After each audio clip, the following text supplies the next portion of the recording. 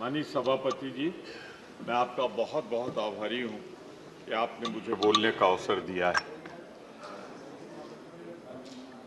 कल हम सब नए भवन में जाएंगे।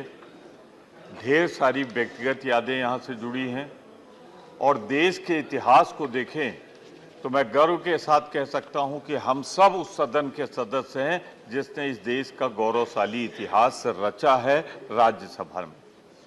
मतलब कैसे भूल सकते हैं हम इस संसद भवन को 14 और 15 अगस्त की रात में पंडित जवाहरलाल नेहरू का वो भाषण, जब आज़ादी का उद्घोष हो रहा था तो उन्होंने कहा था जब सारी दुनिया सो रही है तो उस समय हिंदुस्तान जाग रहा है एक नया डेस्टिनी, एक नया अध्याय लिखने के लिए। ये साक्षी है उन घटनाओं का, ये साक्षी है संविधान बनाने का।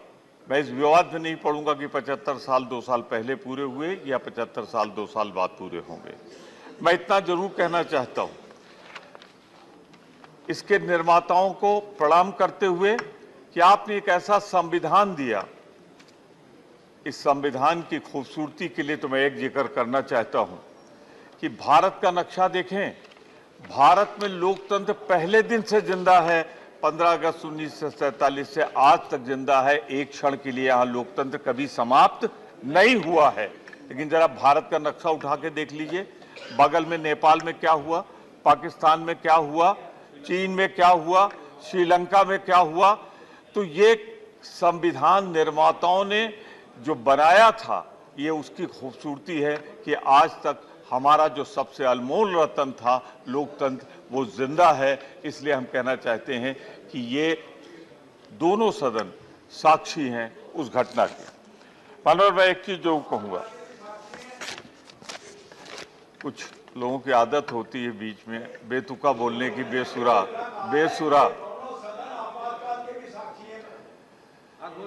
रुक जाओ मानवर, मैं तो बहुत प्यार से बोल रहा था, लेकिन कुछ लोग होते हैं, अब जब ये बोल दिए तो इनको बता दूं, उस आपातकाल को संविधान के दायरे में लगाया गया था। आपने जो लगाया है उस संविधान के दायरे में नहीं, बल्कि संविधान का ताना बाना पहन के लगाया है। और आज आपातकाल जैसी तिवारी जी, कई बार प्यार से बहुत डर लगता है। सही बात है सर, अपना अपना अनुभव। देखिए,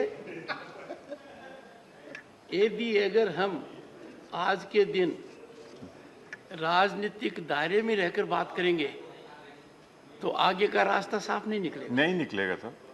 आज की हकीकत जब मैं यहाँ सुनता हूँ और दुनिया के लोगों से सुनता हूँ तो मुझे लगता है मैं कहाँ आ गया sir.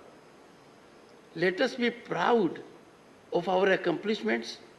They are product of our human resource, sir, our bureaucratic system, sir, our visionary leadership. Where is the harm in it? मैं वही काम कर रहा था, बीच में विघ्न हो गई। नहीं, आप वो नहीं कर रहे। मैं तो तारीफ कर रहा था लोकतंत्र के निर्माताओं को, संविधान के निर्माताओं का। ठीक है सर, विघ्न कौन डालते हैं आप भी जानते हैं, हम भी डालते हैं। सर, लोकतंत्र की सबसे बड़ी खूबसूरती क्या है सर? ये एक ऐसा चमन है जिसमें रंग बिरंगे फूल खिलते हैं। हर रंग के फूल को जब खिलने दिया जाता है तो लोकतंत्र मजबूत होता है। मैं फिर किसी की तरफ इशारा नहीं कर रहा हूं, पर सिर्फ ये कहना चाहता हूं कि इस लोकतंत्र की सबसे बड़ी बूटी यही थी कि यहाँ हर धर्म को, हर भाषा को, हर जात को फूलने फलने का अधिकार मिला था। और जब धर्म के नाम पर हुकूमतें बांटेंगी लोगों को तो लोकतंत्र पर सवालिया निशान लगेगा और जिन्होंने ये संविधान बनाया है उसके प्रति अनादर का भाव जाहिर होता है। मैं जरूर कहना चाहता हूं इस बात को कि जहां हमारे लोकतंत्र की ताकत है कि आज भी हम लोकतंत्र में जिंदा हैं, आगे भी रहेंगे, चाहे जितने दौर आए आके चले जाएंगे, लेकिन हिंदुस्तान का लोकतंत्र कभी नहीं मिटेगा, ये मैं विश्वासपूर्वक और दावेपूर्वक कहता हूं। अनवर, जब इतिहास पढ़े तो एक लाइन में ये कह के बर्खास्त न कर दें कि 70 सालों में क्या हुआ था। अरे 1947 में जब पंडित जवाहरलाल नेहरू ने सत्ता संभाली थी तो हिंदुस्तान के पास क्या था? कितने गांव में बिजली थी, कितनी हम बिजली पैदा करते थे, कै गांव में हमारा टेलीफोन सेवाएं थी, कै गांव में मानवर विकास के लिए सड़कें थी। आज अगर है तो सारे लोगों ने मिलकर काम किया है, इसलिए आज ये दौर आया हुआ है। तो मैं एक बात जरूर कहना चाहता हूं, जब गौरवशाली इतिहास पढ़ा जाए तो प्रधानमंत्री नेहरू के किए कार्यों की सराहना के बने हिंदुस्तान का इतिहास अधूरा रहेगा। उन्होंने जो योगदान दिया, शास्त्री जी का संक्षिप्त कार्यकाल था। आपको बधाई, शुभकामनाएं, इस उम्मीद के साथ कि आप याद रखेंगे कि अभी मेरा 10 मिनट बाकी है। धन्यवाद। मानवर भूल गए हो तो मैं बता दूं, मानवर शास्त्री जी का, मानिया जी, शास्त्री जी का कार्यकाल बहुत संक्षिप्त था। 18 महीने में उस शख्सियत को हमेशा हिंदुस्तान याद रखे जिसने जय जवान जय किसान का नारा दिया था। तब वो हिंदुस्तान था जब युद्ध रोकने के लिए 65 का हम पर PL 480 की धमकी दी गई थी, उससे भी हम निकले। मानवर, इंदिरा जी के बगैर इंडिया का इतिहास अधूरा रहेगा। अरे ये वो इंदिरा गांधी है जिसने महिला सशक्तिकरण किया, बांग्लादेश का निर्माण किया। अरे लोग तो इतिहास में कुछ पन्ने लिखते हैं, उन्होंने तो ज्योग्राफिया बदलकर दुनिया के नक्शे में जब तक बांग्लादेश रहेगा इंदिरा गांधी का नाम रहेगा। और इंदिरा गांधी की कोई ताकत तो थी, इंसानियत थी, शराफत थी, संसदीय मर्यादाएं थी कि अटल बिहारी वाजपेयी ने उनकी तुलना दुर्गा मां से की थी। ये है देश का लोकतंत्र। मानवर, आज बड़ी बात होती है डिजिटल इंडिया। इसका जन्मदाता कौन था? राजीव गांधी। क्या हम उनके योगदान को भुला सकते हैं?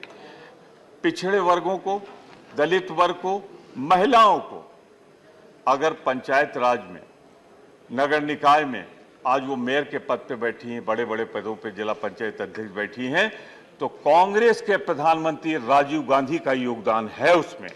मैं इतना जरूर कहना चाहता हूं आपसे, आज युवा आभारी है। 18 साल के नौजवान को अगर मिला है तो इन्हीं 70 वर्षों में मिला है मताधिकार।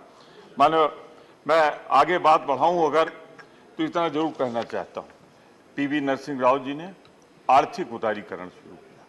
उन्होंने, मनमोहन सिंह जी ने उसको परवान चढ़ाया।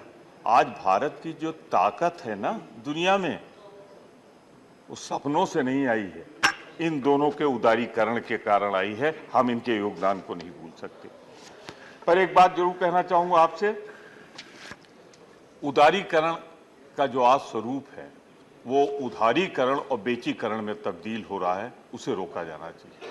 हमारा उदारीकरण और बेचीकरण के बीच में बहुत बड़ा फासला है। मानवर, मैं ये जरूर कहूंगा कि इस संविधान की तीसरी सबसे बड़ी मर्यादा है कि फेडरल स्ट्रक्चर, हाँ वही, आप शुरू कर दीजिए 10 मिनट। फेडरल स्ट्रक्चर, राज्यों के मिलकर ही ये संघ बना है और इसीलिए हम यहाँ बैठे हुए हैं। मैं सिर्फ इतना कहना चाहता हूँ आपसे, इतना विनम्रतापूर्वक कहना चाहता हूँ आपसे कि फेडरल स्ट्रक्चर को राज्यों के अधिकार के साथ खिलवाड़ न किया जाए। जो हो रहा है, चुनी हुई सरकारों को गिराते हैं आप गोवा में, चुनी हुई सरकारों को मध्य प्रदेश में गिराते हैं आप। जिस तरीके से विभिन्न राज्यों में गिराई जा रही है, यह खतरनाक लक्षण है जिसका जिक्र मेरे भाई कर रहे थे। वही आपातकाल की तानाशाही जो बिना लगाए आई जा रही है। मैं सिर्फ इतना कम करना चाहता हूं, 2 बात कह के मैं समाप्त कर दूंगा, सिर्फ 2 मिनट, कि एक खतरनाक बात की ओर मैं इशारा कर रहा हूं, दिल में सबको अच्छी लगेगी, मेरी 2 ही मिनट की बात थी, सबको अच्छी लगेगी, लेकिन बोलेंगे नहीं पार्टी प्रतिबद्धताओं से। पहले सांसद के अधिकार होते थे, विधायक के अधिकार होते थे, मंत्री के अधिकार होते थे, इससे लोकतंत्र की ताकत बढ़ती थी। आज इन तीनों ताकतों को, विधायिका को कमजोर किया जा रहा है। ये एक खतरनाक लक्षण है, ये उचित नहीं। हमारी सोनिया जी ने, कृपया खत्म करें, आपका हम जो बात कह रही है आपको अच्छी लगेगी। सोनिया जी ने एक पत्र लिखा है 9 पॉइंट, बड़ा अच्छा है, आप भी पढ़ लीजिएगा और इनको भी पढ़ा दीजिए, कह दीजिए उसको मान जाए तो 75 साल का सब कुछ पूरा जाए। बहुत बहुत धन्यवाद, एक बार फिर आपको बधाई। ये कहते हुए, जो लोग लोकतंत्र को कैद करना चाहते हैं वो इंडिया आ रही है और आप जा रहे हैं, ये उद्घोष करते हुए मैं कहना चाहता हूं कि आपकी ताकत दिन ब दिन कमजोर हो रही है, आप समाप्त होंगे, देश अब आपको नहीं चाहता। इंडिया आएगा, इंडिया जीतेगा।